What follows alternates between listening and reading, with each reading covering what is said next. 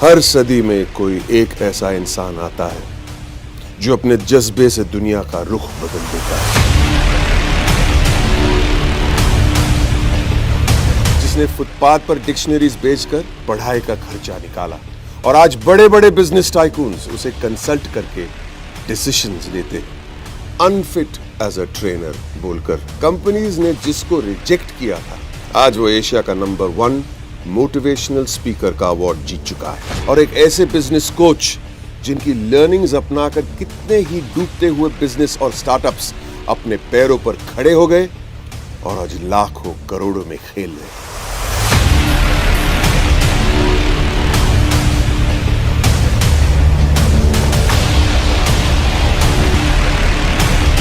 Are you really ready? नमस्ते, मैं हूं बमन ईरानी और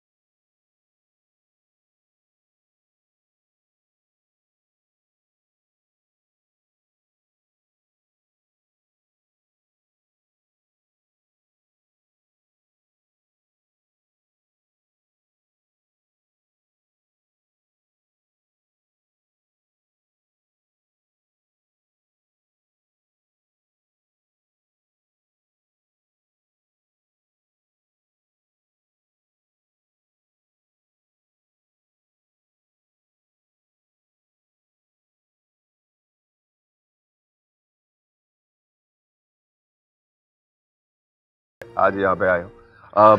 लेकिन आपसे एक शिकायत है। बहुत नुकसान हुआ है मुझे। नुकसान हो गया? कैसे सर? जब मुझे बताया गया था कि आपसे मिलना है, आपके बारे में बहुत सुना था, पढ़ा था, यूट्यूब पे देखा भी था, तो मुझे आना था जरूर, लेकिन मुझे बहुत डेट्स ब्लॉक करने पड़े। इसलिए मैंने मैनेजर से कहा कि please block any amount of dates, but I have to meet you. आपसे जरूर मिलना है। Wow, amazing. That's so kind of you, sir. क्या बात है। तो पहले तो मैं आपको मुबारकबाद देना चाहूंगा कि आपको इकोनॉमिक टाइम्स के जरिए आपको the game changer of India award मिला है। That's absolutely amazing.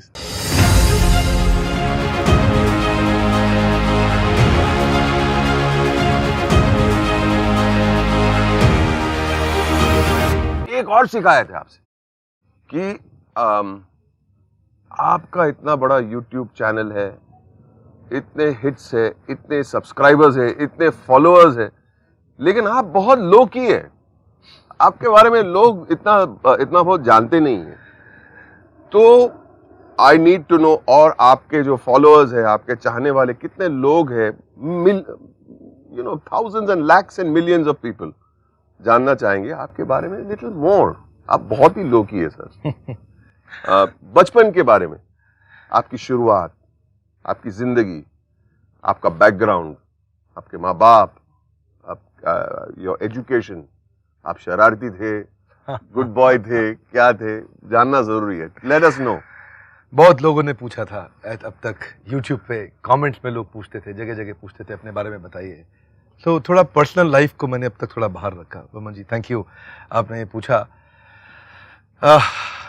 आपकी लाइफ से बहुत इंस्पिरेशन मिला मुझे। वैसे मेरा लाइफ थोड़ा स्ट्रगल रहा बचपन में। जब समझिए मैं लगभग 2.5-3 साल का था, लखनऊ में मेरा जन्म हुआ था। पिताजी का देहांत जल्दी हो गया था और कुछ फैमिली सर्कमस्टांसेस ऐसे रहे कि फिर मैं मदर के साथ भी नहीं रह पाया अपनी। और उसके बाद कुछ समय चाचा के साथ काफ़ी समय जीवन में बिताया, दादाजी के पास बहुत समय बिताया, अलग अलग स्कूल बदले, दिल्ली पहुँचे। और मुझे याद है थोड़ा काफ़ी स्पोर्ट्स में बहुत इन्वॉल्व रहता था, जिससे मुझे बाउंस बैक करने की बहुत ताकत आई। आपने सुना होगा मेरे वीडियोस में। बाउंस बैक मैंने बहुत बार सुना है, तो बचपन से ही बाउंस बैक। ओके, ये एथलेटिक्स और स्पोर्ट्स का बड़ा रोल रहता है सर।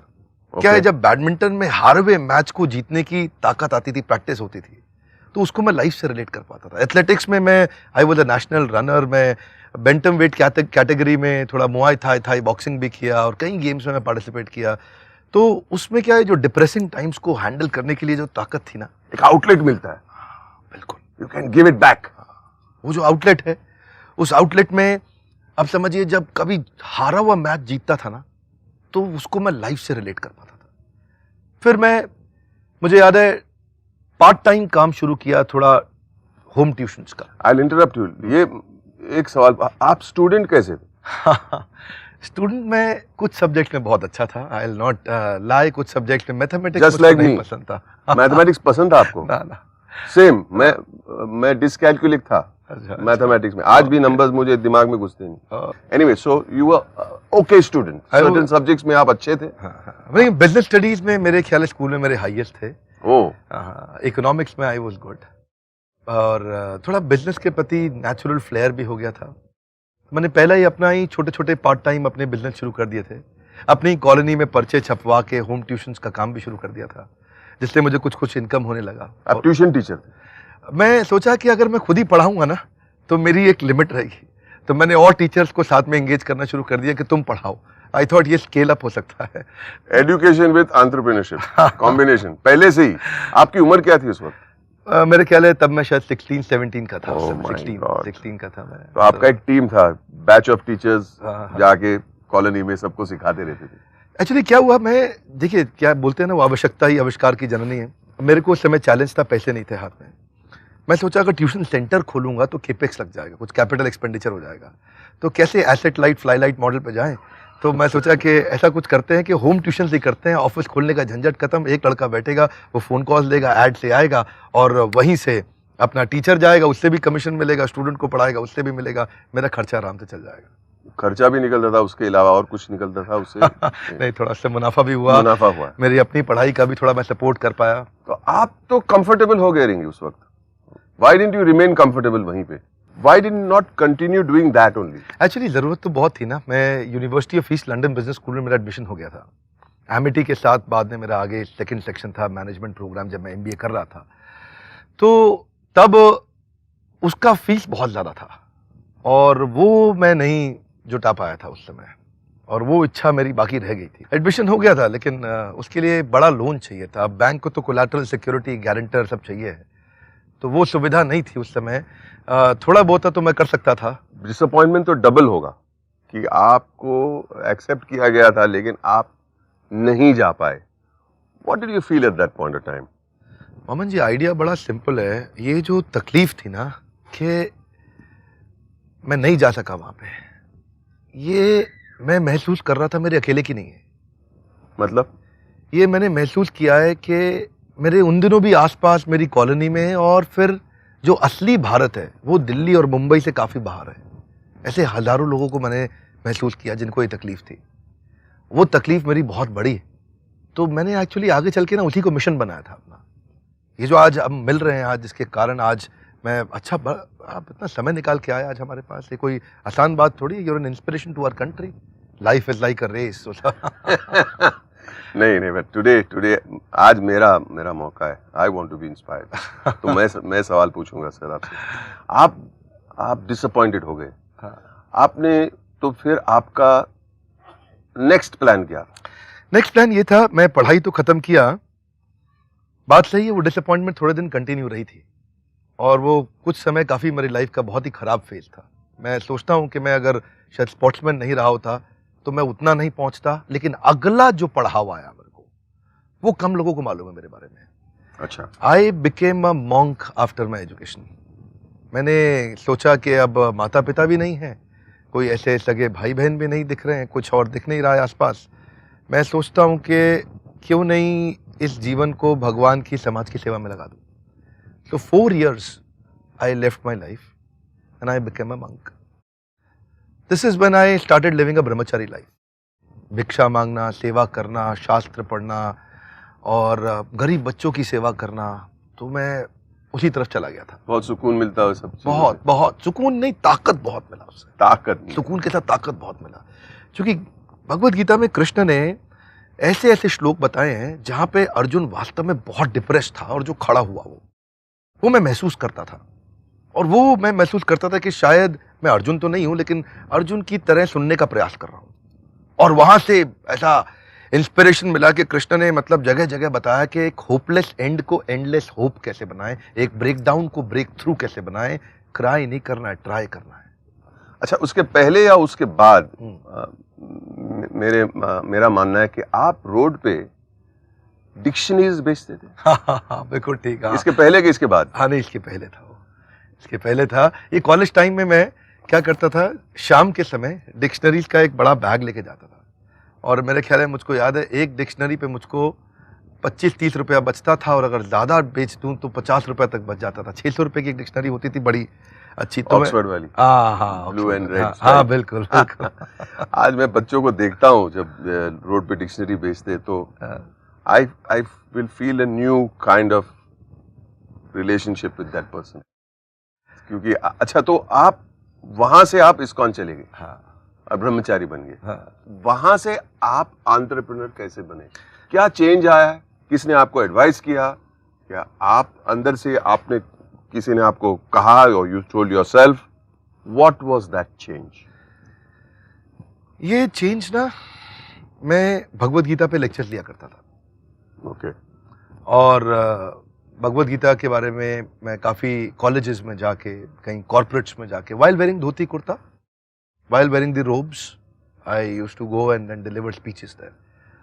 और बाद में मेरे गुरुदेव ने मुझे कहा कि आप ज़्यादा अच्छी सेवा कर सकोगे जब आप बाहर संसारिक जीवन में रहोगे। आप यहाँ पे रह के आपकी लिमिटेशन लिमिटेशन रह जाएगी। लिमिटेशन रह जाएगी, क्योंकि आपको ताकत मिल चुकी थी। हाँ, वो ट्रेनिंग थी। वो ब्रह्मचर्य आश्रम में जो इंद्रियों को, सेंसेस को, डिजायर्स को कंट्रोल करके, डिसिप्लिन में रह के, सुबह अर्ली मॉर्निंग उठ करके साधना करके, उसके बाद ताकत अपनी बिल्ड करके, मेडिटेशन साधना के बाद फिर दिन भर का काम करना। कृष्ण कहते हैं गीता में कि पहले मेरा स्मरण करो, उसके बाद कर्म करो, युद्ध करो। अर्जुन को बोला, माम अनुस्मर युद्ध च, पहले अनुस्मरण मतलब रिमेंबर मी, देन युद्ध। तो मेरा युद्ध जो है वो तो ट्रेनिंग इंडस्ट्री का युद्ध है, लोगों को एंटरप्रेन्योर बनाने का। तो आपको एडवाइस किसने दिया? मेरे गुरुदेव ने दिया। गुरुदेव ने दिया, कहा कि बाहर जाओ और you will be of more help to society अगर आप बाहर जाके ये नॉलेज को आप डिजिटल प्लेटफॉर्म का अपॉर्चुनिटी मिला हमारे को। उन्होंने मुझसे कहा था कि आप भगवत गीता को मत छोड़िएगा। ओके। हाँ, उन्होंने कहा भगवत गीता को मत छोड़िएगा। आपके जो सब जो लेक्चर्स थे कॉलेजेस में और कॉर्पोरेट्स में, बेस्ड ऑन भगवत गीता? हाँ, based on Bhagwat Gita, correct. तो आप कितने साल किए वो सब? मेरे ख्याल है मैं लेक्चर्स तो 2006 में ही शुरू कर दिया था देना, पर इसको जो बिजनेस में हमने जो बनाया था वो 2013 में शुरू किया था। उसी में मेरा यूट्यूब चैनल भी उस समय शुरू किया। तो फिर आपने कॉर्पोरेट स्पीकिंग का काम शुरू कर दिया, but that also requires money, no sir? पैसे की जरूरत पड़ती है ना उसके लिए। ठीक, वो पैसे आए कहाँ से? हाँ मामा जी, पैसे नहीं थे बस शुरू में।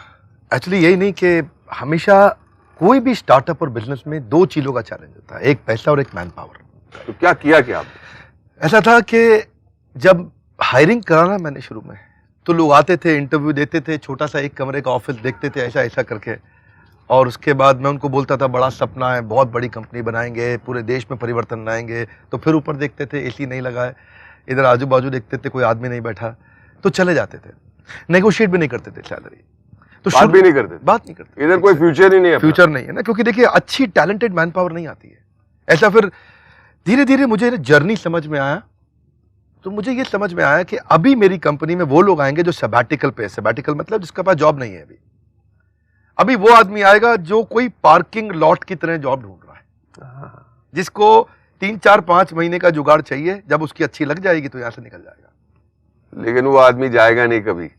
नहीं, जाते लोग, जाते। अच्छा। मैं प्रिपेयर्ड हो गया था कि शुरू के 20-25 लोग ऐसे ही हायर करूंगा और इनकी शक्ल दिखा के बढ़िया आदमी लेकर के आऊंगा। ये बाद में रहें या जाएं कोई बात नहीं, लेकिन अच्छी मैन पावर दिखाने के लिए, लाने के लिए कुछ तो लोग रहने चाहिए कंपनी में। तो मैं प्रिपेयर्ड था 1 साल के। एक्चुअली विजुअल मैन पावर तो दिखनी चाहिए ना, दिखनी चाहिए विजुअली कि मतलब है लोग, काम ये काम काज है, कारोबार है। अच्छा, okay, I am getting your drift sir, I am understanding your mind. या खर्चा बचाना था, ऑफिस छोटा था, बाथरूम नहीं था वहां पे, पब्लिक वॉशरूम में जाना पड़ता था। शुरू में मुझे याद है कुछ दिन तो ऐसे थे कि मैं अपने ऑफिस के एम्प्लॉयज को वॉशरूम में जाने का टाइम बताया था, ये टाइम पे आप वॉशरूम जाया करो। उससे पहले मैं क्या करता था एक्चुअली, उससे पहले मैं खुद जाके पहले वॉशरूम धोता था। क्या बात है? ताकि क्योंकि वो टॉयलेट इतने गंदे थे कि अगर महिला उसको यूटीआई जैसे कई इन्फेक्शन कैच कर सकते हैं, और वो पब्लिक टॉयलेट तो आप जानते हैं कि नोबडी टेक रिस्पॉन्सिबिलिटी। लेकिन मुझे ये डर था कि आज अगर मैंने वॉशरूम इनके लिए धोया नहीं ना, तो ये मेरे को छोड़ के चले जाएंगे, और अगर ये छोड़ के चले गए, बढ़िया मैन पावर नहीं रही मेरे साथ, तो मैं आगे अपना सपना जो देश में इम्पैक्ट लाने का था। सर मैं आपको रोकूंगा, आपने अभी इसके बीच में एक बहुत बड़ी बात कही, अगर ये लोग चले जाएंगे, आपने कहा टॉयलेट की वजह से, मैंने आज तक नहीं सुना कि कोई भी काम करने आता है वो टॉयलेट की वजह से ये भी ऐसा कोई प्रॉब्लम होता है, पर आपने ये कहा कि अगर ये लोग चले जाएंगे तो मेरा वो जो बड़ा सपना है वो अधूरा रह जाएगा। तो बिफोर वी गो ऑन, मुझे ये सुनना है कि ये बड़ा सपना, ये सपना क्या था आपका? सपना बड़ा सरल था कि जो तकलीफ मैंने सही, आज हम मानते हैं, मैं हमेशा बोलता हूं कि हमारा जो कंटेंट है वो पेरिस के लिए नहीं है, पीलीभीत के लिए है, वो भागलपुर के गांव के गरीब बच्चे के लिए, बॉस्टन के लिए नहीं बना रहे हम लोग, हम मैनहट्टन, मैनचेस्टर, मेलबर्न के लिए नहीं बना रहे, हम मोगा के लिए बना रहे हैं। तो वो जो देश में बड़ी क्रांति लानी थी, उसके रेवोल्यूशन की जर्नी को मैं पहचान रहा था, और वो बड़ा सपना जो था ना, वो यही था कि अगर एक आम आदमी को हम अफोर्डेबल एजुकेशन दे दिया मैनेजमेंट का, और 5 बेस्ट यूनिवर्सिटीज है, हार्वर्ड है, वॉटन है, स्टैनफोर्ड है, INSEAD है, लंदन स्कूल ऑफ बिजनेस है, अगर ये 5 बेस्ट यूनिवर्सिटीज इस लेवल का कंटेंट हम दे सकें, तो उसके लिए मैन पावर चाहिए था, मैं अकेला नहीं कर सकता था। अब शुरुआत कहां से होती है? From the washroom. हाँ जी, सोचो हाँ जी, कि आपका जो सपना था, मतलब you are talking about Stanford and Wharton and Princeton, लेकिन आप टॉयलेट साफ कर रहे हैं वो सपना प्राप्त करने के लिए। I have never heard of anything, मेरे लाइफ में मैंने ऐसी बात कभी सुनी नहीं, जो एक इंसान बोल रहा है कि मेरा सपना वर्ल्ड क्लास से भी वर्ल्ड क्लास का लक्ष्य है मेरा, और लेकिन शुरुआत मैं करूंगा टॉयलेट साफ करने से। I can not imagine this, I can not even conceive कि ऐसी कहानी कोई लिख सकता है। दुनिया में लोगों ने बहुत स्ट्रगल देखे हैं, बहुत, लेकिन ये बहुत यूनिक स्ट्रगल है। जी जी, तो मुझे बहुत कुछ और जानना है हाँ। इसके बारे में। मैं एक दफ़ा बड़ा अमेजिंग एक्सपीरियंस था मुझे कि पानी की टंकी हमारी खराब हो गई थी, लीक कर गई थी छत पे, बाथरूम में जो पानी जाता था। अब क्या होता है, एम्प्लॉयज के मन में छोटी भी नेगेटिविटी आती है तो नीचे चाय की टपरी पे जाकर के आपस में बात करते हैं, ये कंपनी में दम नहीं है, चलेगी नहीं कंपनी, ये निकल यहाँ से, ये साथ साथ ढूंढता रहे।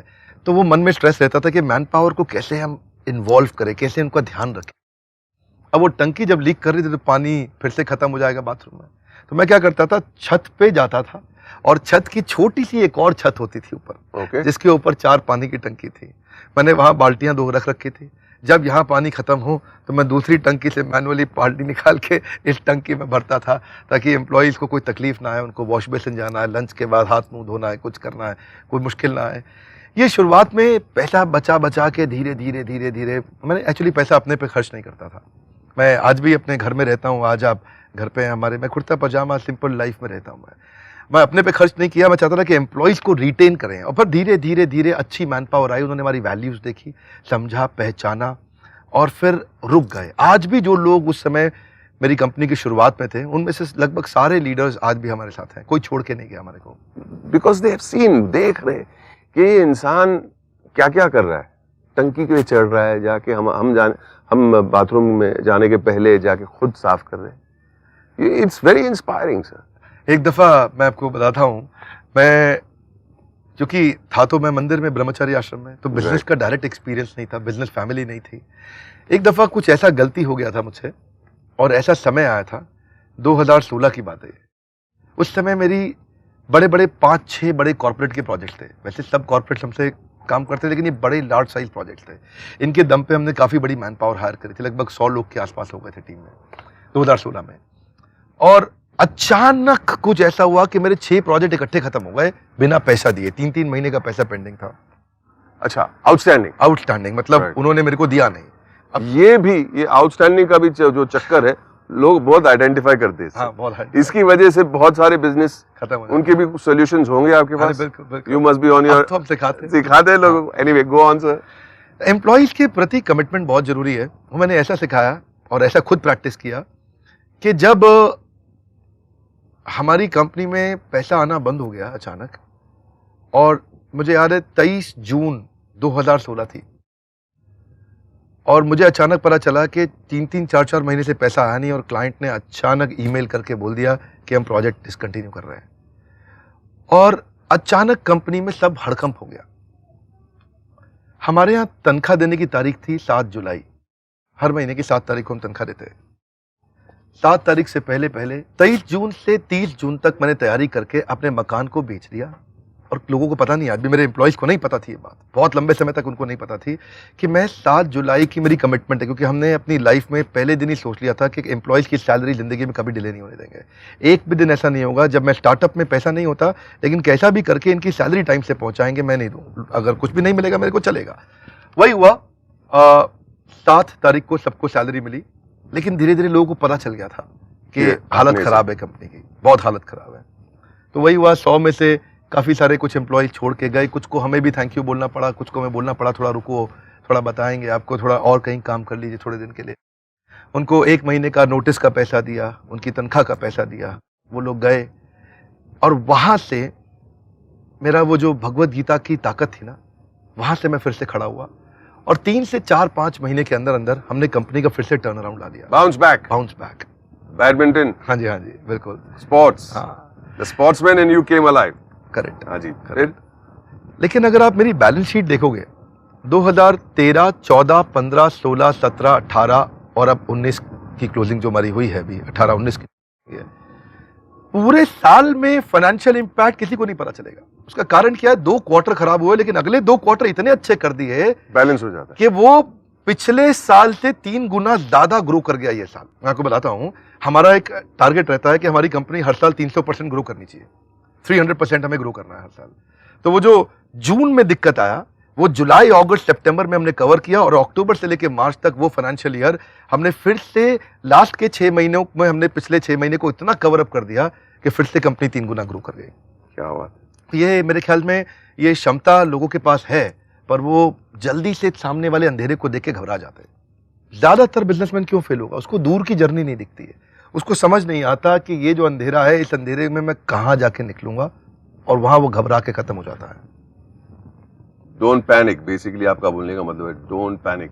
अगर आपको रोशनी नहीं दिखती है, लेकिन अगर आपका प्लान सॉलिड है, यू विल सक्सीड। बोलने का मतलब ये है। करेक्ट। सुपर। डॉक्टर साहब, आपकी जगह कितनी खूबसूरत है, आप दिखाइए तो। जी, क्या बात है, क्या बात है सर। आइए please go, let's go. Thank you. आइए वॉक कर। हाँ जी।